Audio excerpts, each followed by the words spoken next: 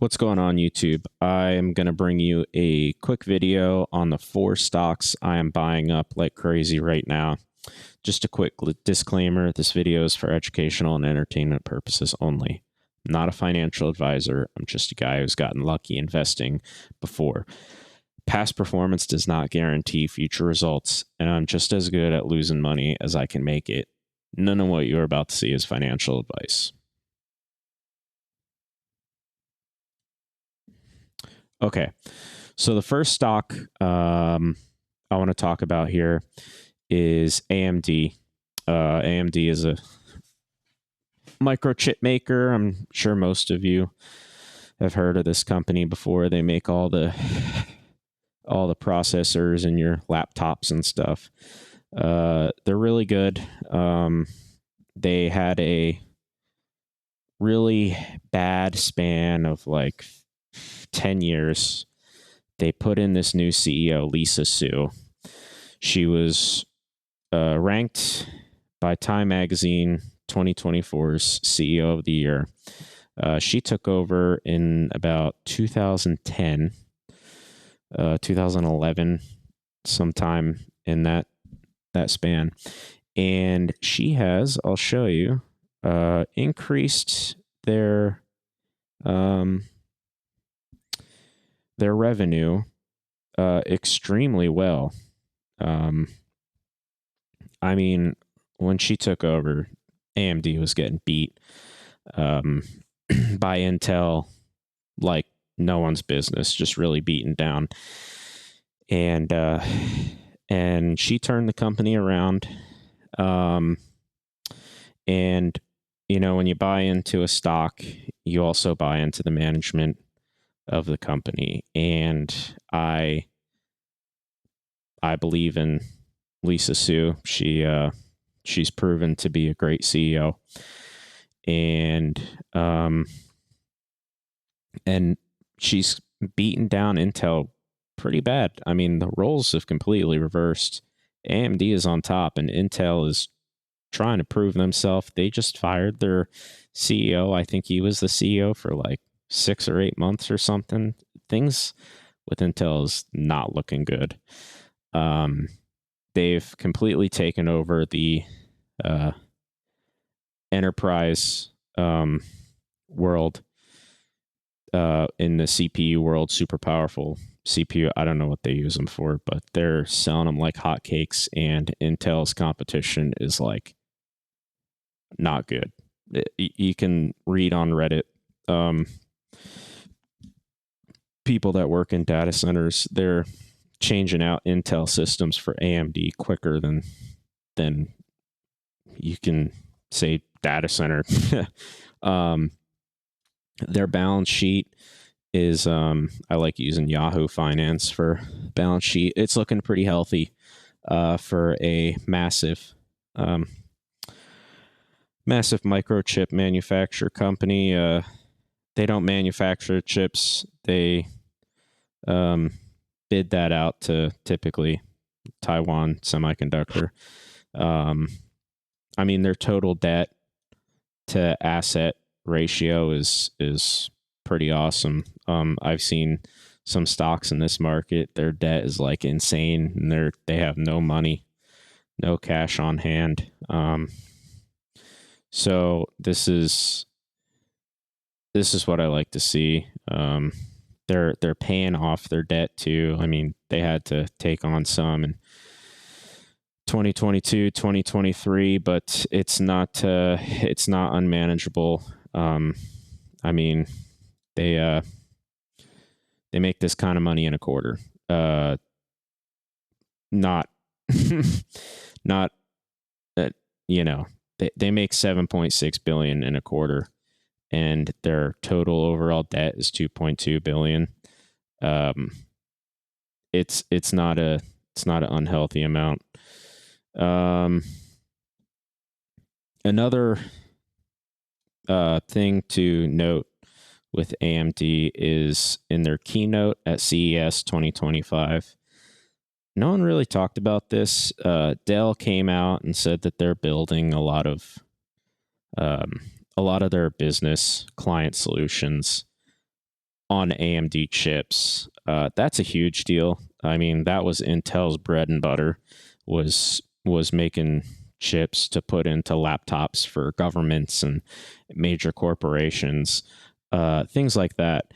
And now AMD is kind of taking that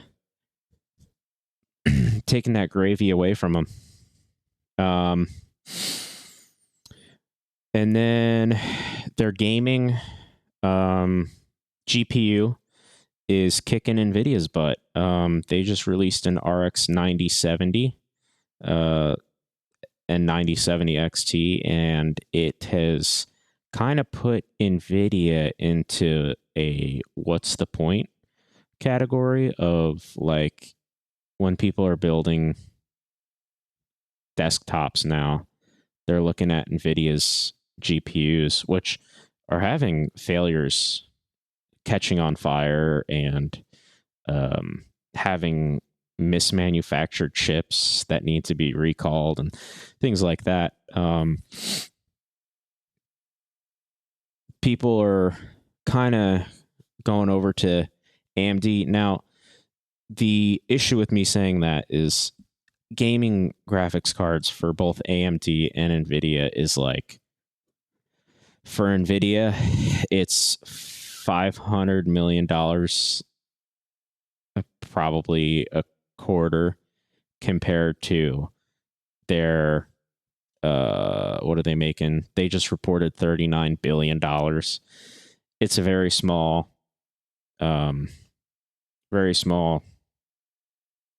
potatoes compared to their moneymaker. The reason I bring it up is because they're making those gaming GPUs in the same factory designed by the same people that are making their big data center GPUs. They're $60,000 GPU. And when you get one company that's coming out saying, hey, we're doing this, it's cheaper, it's, not going to be as fast as the competitor's most expensive one, but it's going to be less energy. It's going to be more energy efficient. It's going to cost less, and it's going to give you some pretty darn good performance. When you get that, and then you get another competitor saying, we're going to be the most expensive, most power hungry, most performative chip, and then they kind of start having issues with like not cooling them enough, or not putting heavy enough gauge wire into the connectors and stuff. When they have those issues, it could become a big deal to NVIDIA, and AMD could capitalize on NVIDIA's misfortune. I just want to bring up an article here that Oracle signed a multi-billion-dollar deal with AMD to build a cluster of 30,000 MI355X AI accelerators. Now, these are not released yet. We don't know when this is going to come out. However, Yahoo Finance here says sometime mid 2025.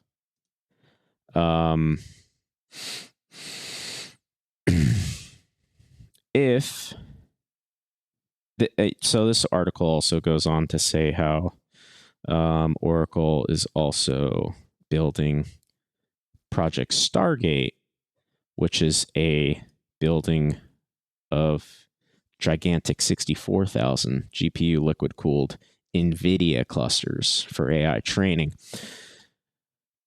So that's not great for AMD. Well, I beg to differ. Okay, here I want to compare AMD's revenue. Their latest quarter, they reported $7.6 billion of revenue. NVIDIA reported $39.3 billion of revenue. And I mean, the quarter before that, 35, 30. If AMD can undercut these guys and just get 10% of that revenue, 15%, let's say 20%, that is, if they could get 20%, that is almost $8 billion added on to what they're already doing. AMD's data center profit last year was $3 billion for the year. And that information is in, if you go to AMD,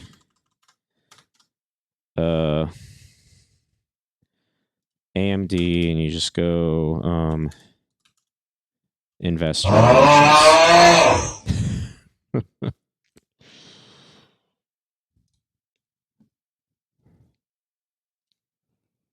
I'll accept your cookies.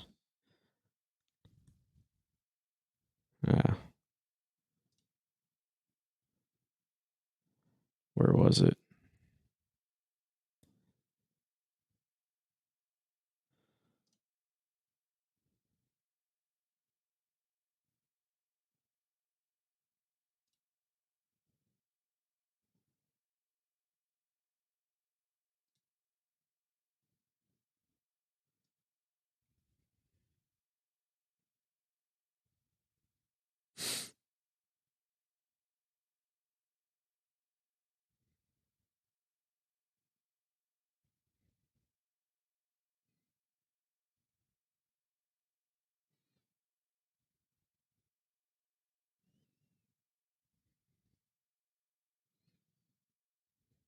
Here, fiscal year 2024, their data center, $12 billion, $12.5 billion. NVIDIA made that in half of a quarter, right?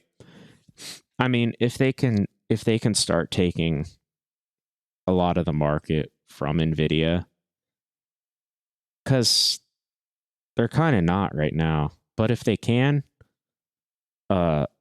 I think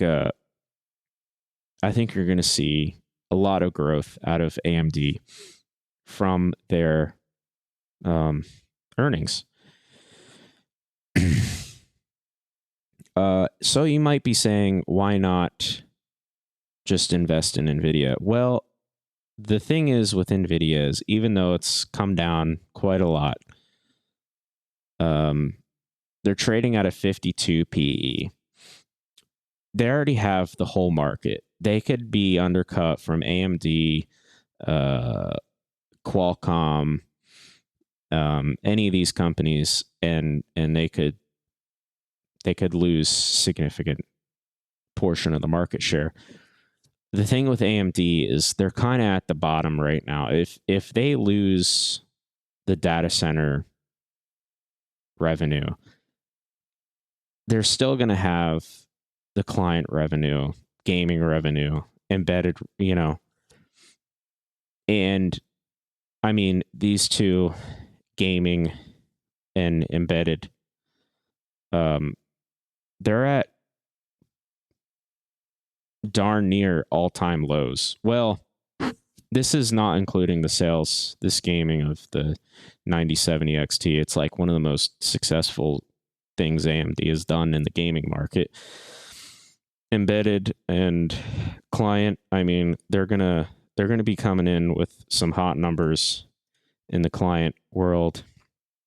Embedded, their new EPYC chip is apparently selling pretty well.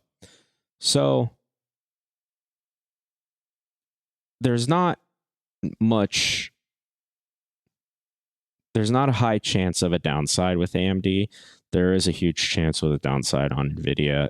It's also, NVIDIA is trading at a PE of 52. AMD is trading at a PE of 42. I'd say NVIDIA is a little, I mean, it doesn't seem to be in a bubble. But investors are banking on huge growth, a lot.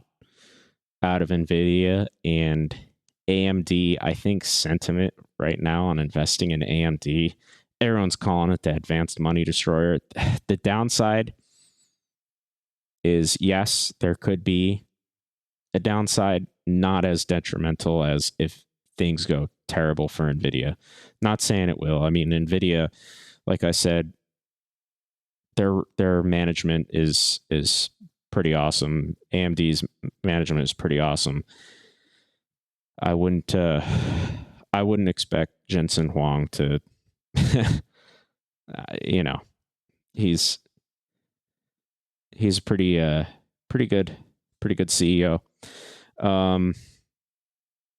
And I think that is all I got for AMD. I'm going to move on to the next stock pick that I have here. And that is going to be Celsius. Now, Celsius is, first off, here on the screen, you see number one best-selling energy drink on Amazon.com. This is kind of the only reliable information I can get. I do shop at Costco a lot. I shop at Target quite often.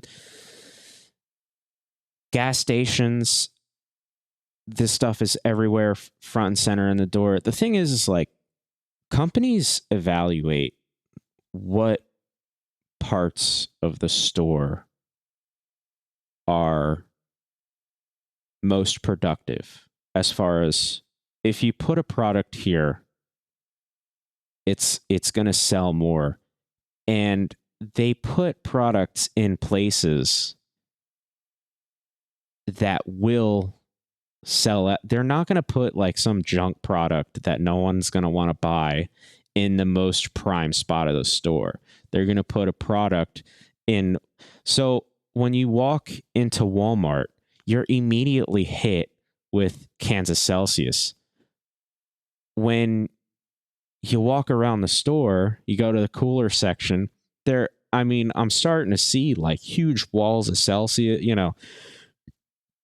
Costco, they sell 3 highly caffeinated energy drinks: Monster, Red Bull, Celsius. They sell 2 packages of Red Bull, regular old Red Bull, 12-pack, and then zero sugar Red Bull. Those are the only 2 options. Monster Energy, you get the white Monster Energy here, and then you also get the 15-pack of regular Monster, the black and green cans. They sell 3 options of Celsius. It's like this Celsius assorted flavors. It's like Celsius zero carbonation, and then like Celsius some other weird flavors. I don't know. I'm gonna be honest, I don't drink a whole lot of this stuff, but I know a ton of people who do. I've I've done some asking around, like, hey, how much do you like this stuff? And most of these people that drink it are previous Monster can a day drinkers. Now they've gone completely into Celsius, and it's not because they're marketing the health thing. It's because they like the taste of Celsius better, which is, they're trying to pitch the whole Celsius is healthier than any other energy drink. I don't know. I'm not a doctor. I don't know about all that, but I do know it's selling well. You go to their investor relations page.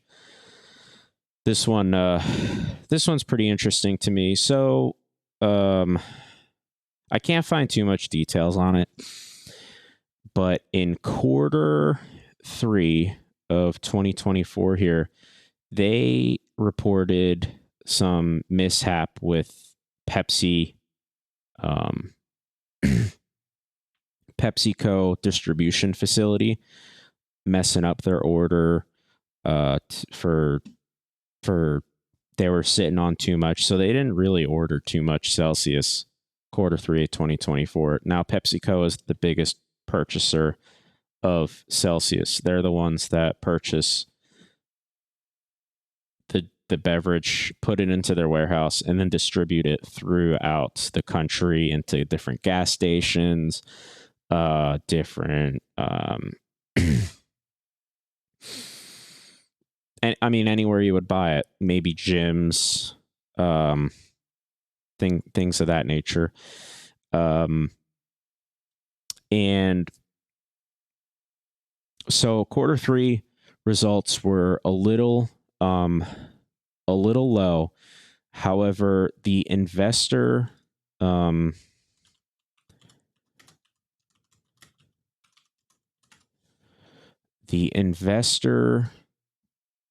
Wall Street really reacted very strongly to it. It dropped in no time down to $30. You know, it was hovering around $91. Now it's down. And I mean, this company, I thought it was really silly when I saw Celsius hovering around 27, 28, $29. That's when I started buying it. I was like, you know, I'm not a huge fan of this beverage, but you guys are crazy selling Celsius stock in the 20s. And of course, now it's back up to 33.65. But I mean, seriously, a great company. So just to give you an idea, the market cap of their top competitor, Monster, is 7 times the market cap of Celsius. They make 6.25 times the profit of Celsius and 5.4 times the revenue. So what that tells me is that Celsius can squeeze more profit out of the revenue. They can grow and streamline their company, and there's also still a huge market to take over. Like I said, a lot of the people that I've talked to are ex-Monster drinkers. They used to drink Monster every day, and then they tried Celsius, and then they switched completely over to Celsius. There are also people that I've met that have never tried Celsius that still drink Monster on the daily. And I think there's probably a huge portion of the world, not just this country, but the world, because you can see that their international sales are implicated on this graph here, and it's starting to grow. But I think there's still a lot of Monster drinkers that just, if they just tried, they just took a little sip of Celsius. Same thing with Red Bull. You know, daily drinkers that if they just gave it a little try, you know, maybe they would switch over. One more thing to note is that they have this new flavor, cherry cola. I've heard a lot of buzz about this. I just picked up a can to try it because it sounds really good, cherry cola. But there's some people saying that it's it's like actually like cherry Coke. It's just got 200 grams of caffeine in it, but it tastes really good. Yeah. And I mean, it's front and center on their website. When you boot up their website, it's the first thing that pops up. So this might create some buzz. and really blow up. They just announced it came out with it a month ago, and it's just hitting Target store shelves now. The other thing to note is they bought out Alani Nu. This last earnings call, they announced that, and I mean that's pretty cool. Whatever. I tried Alani Nu. I don't know anyone that drinks it. Certainly didn't like it, but I don't. I mean, there are people that drink it. It is going to bring in profit for Celsius, but nothing I'm too excited about. Nothing I'm like nervous about. Anywho, that would lead me into my next stock pick, and that is Elf Cosmetics. So I'm a dude. I don't wear makeup. However, I was doing research into makeup companies, just browsing through, trying to see what are some good, solid companies that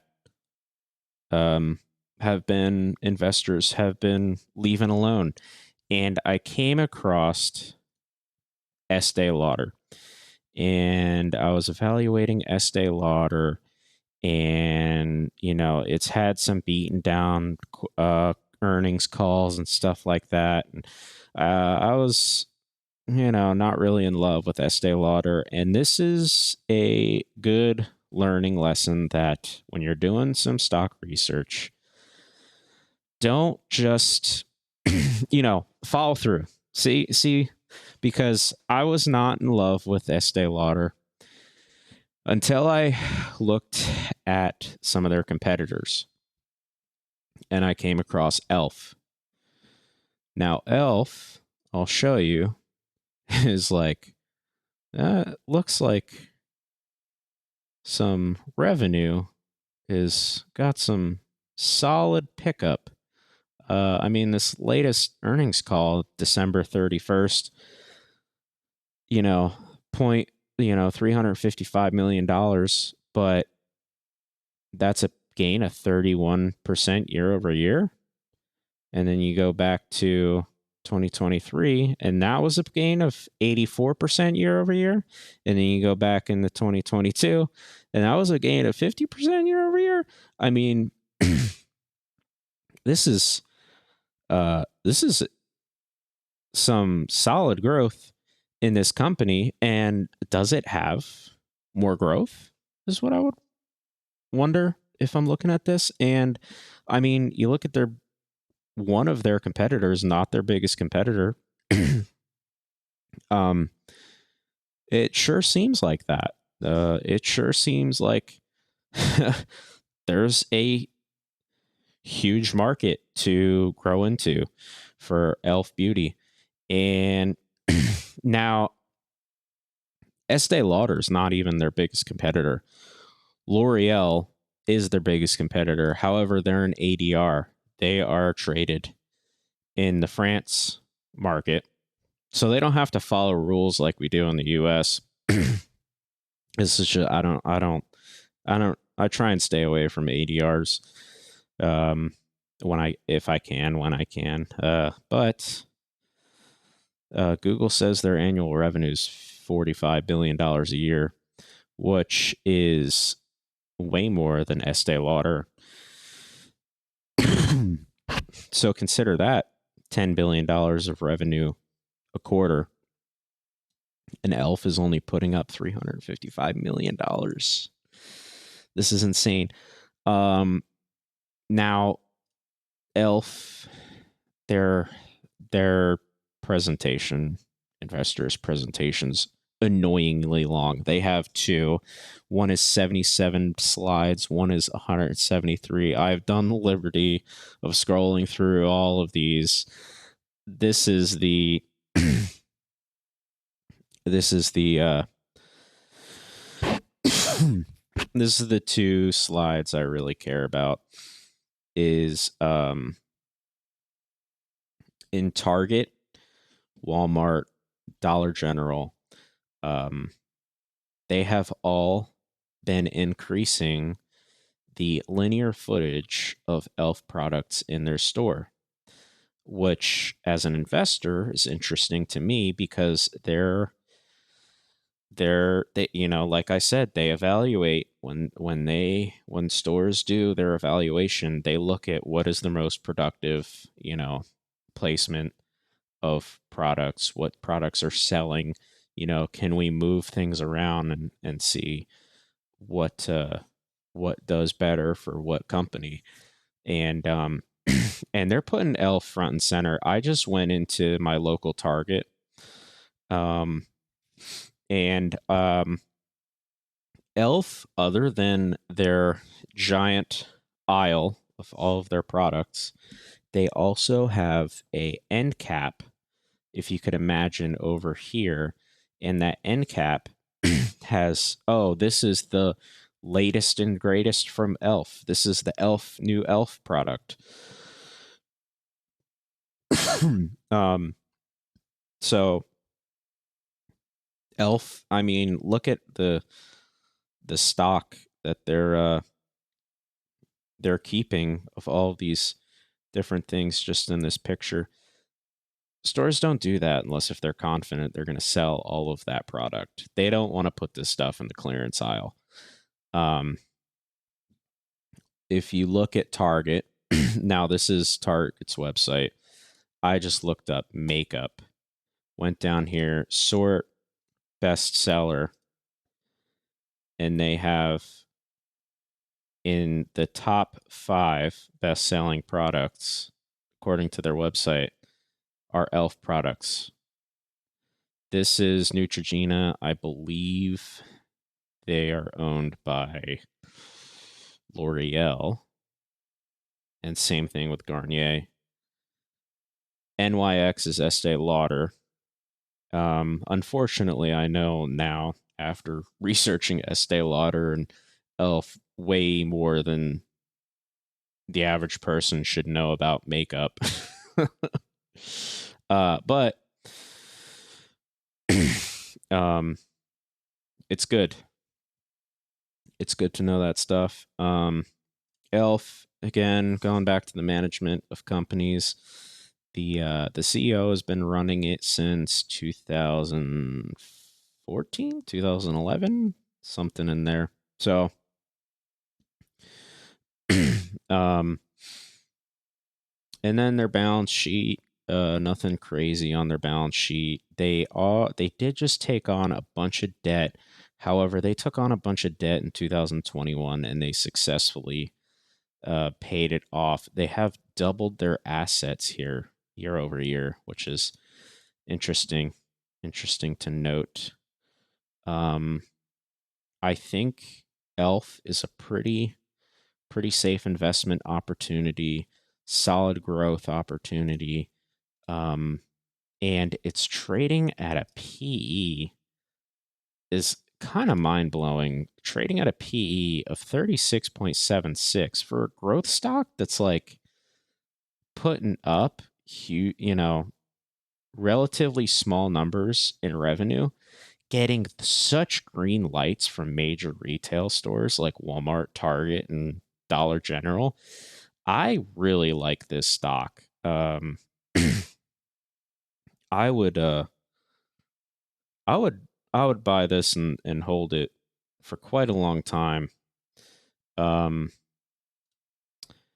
at um what did it close today or yesterday? 65.16.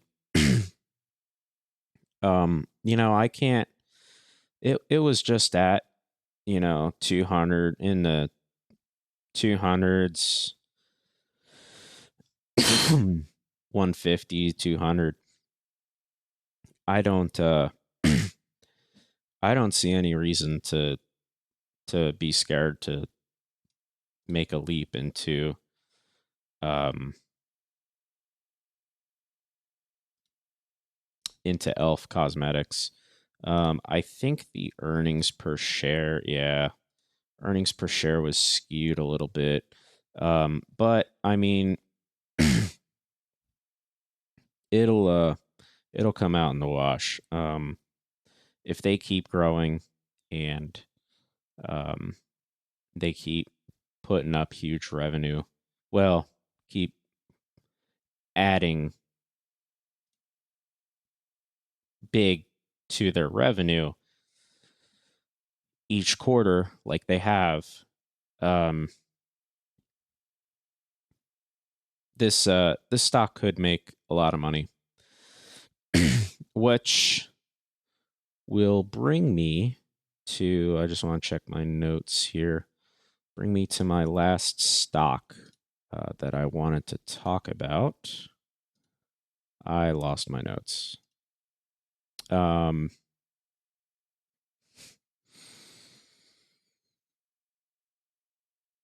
and the last stock I wanted to talk about was Google.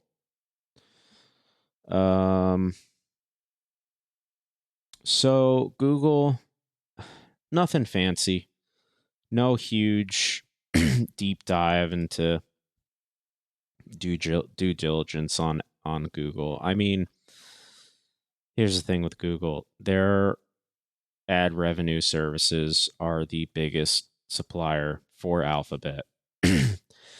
They are the third largest company, tech company in the world based on revenue alone.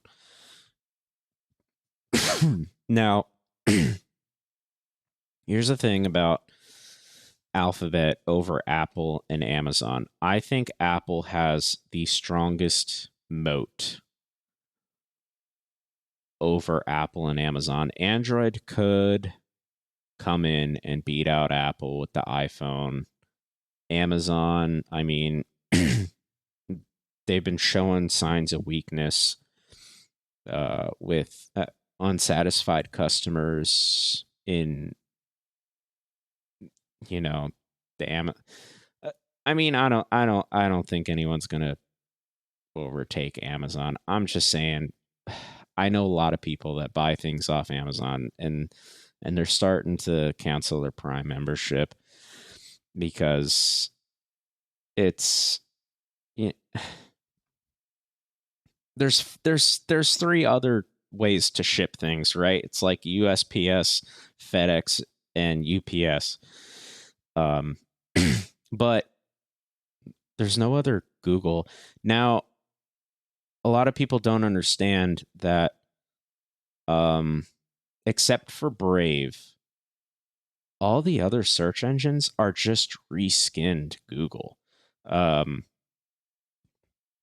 when you search something up on Bing, Bing just goes to Google, asks Google, and then ships it right back to you. It's not, Bing's not like a completely separate thing. So when you get skewed results from, you know, let's say ChatGPT just asks Google, and then it kind of organizes it, the results, or gives a synopsis or whatever of what you ask it, right? So if there is some other, search engine that comes along and starts kicking butt, the chances are it's just going to be a reskinned Google.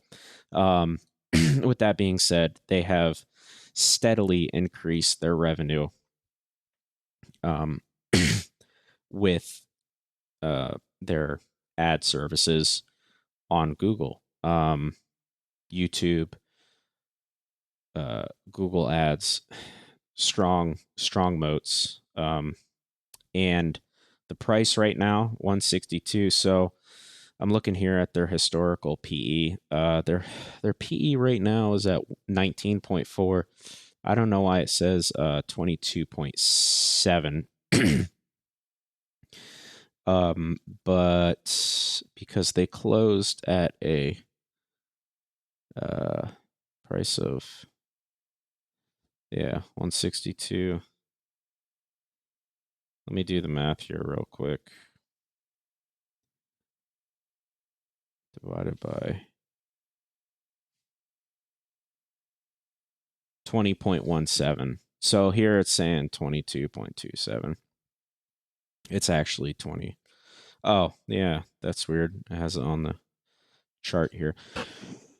20.17. I mean, this is a seriously low PE ratio for a company that's like, I mean, what else could take Google's profits away? What could slow its earnings down realistically? And I mean, it's anything could happen too with like the Google phone. They could start really kicking Apple's butt with the new Google phone, or they could there are a few things that are like, hey, this could potentially be a huge moneymaker for Google, but they don't need any of that. Their ad revenue services are plenty of money. I found somewhere in their in their presentation that their online ad services are like 96% of the profits that Google makes. I mean, yeah, it's kind of insane.